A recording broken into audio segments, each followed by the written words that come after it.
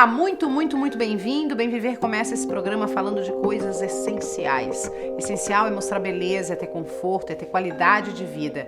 E aí um apartamento que consegue abraçar o seu morador e consegue se reinventar enquanto projeto é o que a gente pretende mostrar para vocês hoje. E claro que a gente tinha que convidar ela, é uma honra, nossa sócia, a gente é fã de carteirinha, Juliana Pipe, para mostrar esse projeto pra gente.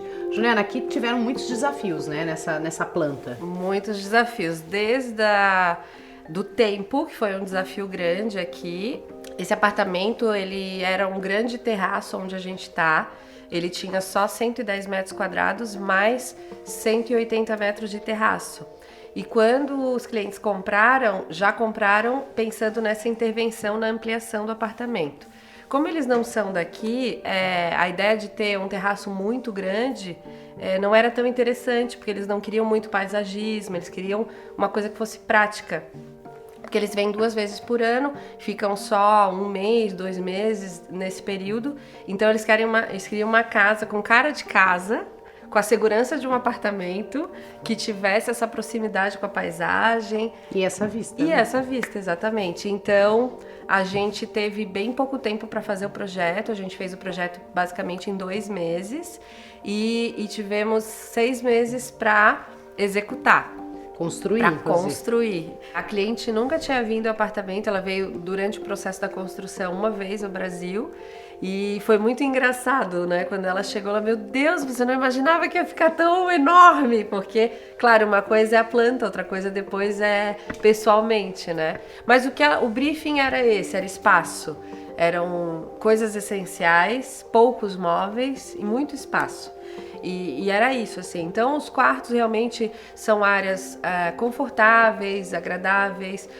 Todos têm vista também aqui para o morro. Muito aconchegante, mas são quartos mais tipo, vamos dizer assim. E essa sensação de amplidão, né? Esse tamanho continental aqui do apartamento se dá também por essas escolhas, né? Da transparência, das esquadrias que vão até o teto e praticamente não há paredes, né? Então isso também dá essa ideia de amplidão. É isso, essa ideia era sempre a luz natural, né? Esse apartamento é muito a luz do dia, apesar de que à noite ele também tem um clima gostoso, porque a gente trabalhou também o luminotécnico de uma forma específica, assim, mais intimista, mas ele tem essa luz do dia, ele tem essa coisa, mas ele é isso, ele é uma casa que te abraça, né? Bom, para vestir essas janelas, principalmente nos quartos, quais foram as tuas escolhas?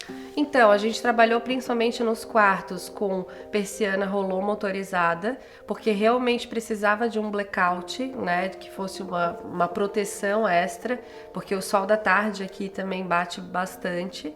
E a parte do living, para ficar um pouco mais prática, a questão dela poder também lavar de vez em quando, a gente trabalhou a parte de cortinas mesmo. Também tudo motorizado? Tudo motorizado. Bom, aí foi a Unilux, a tua parceira aqui, isso, né? Que veste super bem também, né? Que sempre veste os meus projetos. Que, aliás, está nos trazendo aqui, né, nesse projeto hoje, uma indicação da Unilux, a Juliana Pipe já é pré-aprovada sempre. Em termos de método construtivo, tu usou drywall, o que também agilizou a obra, né? Isso é importante se falar. Com certeza. Tem 2 coisas. Tem a agilidade, a limpeza da obra, e uma terceira coisa, na verdade, que é a parte de peso, né? Então, toda a estrutura que foi criada, e por isso que também foi aprovada aqui pelo condomínio, então ela é muito leve. O drywall te permite esse tipo de ampliação, que hoje em dia é muito procurado, né?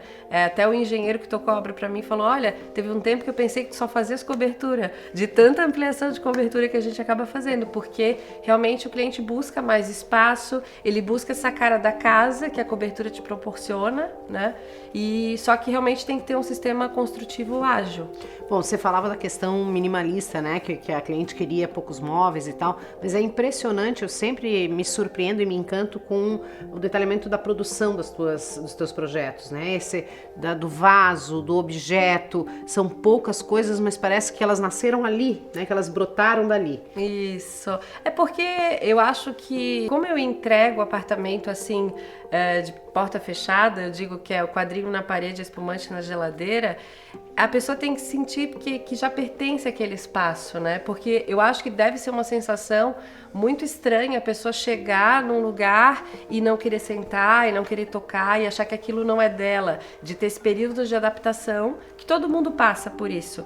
Mas com a produção, tu consegue acolher ela mais rapidamente, né?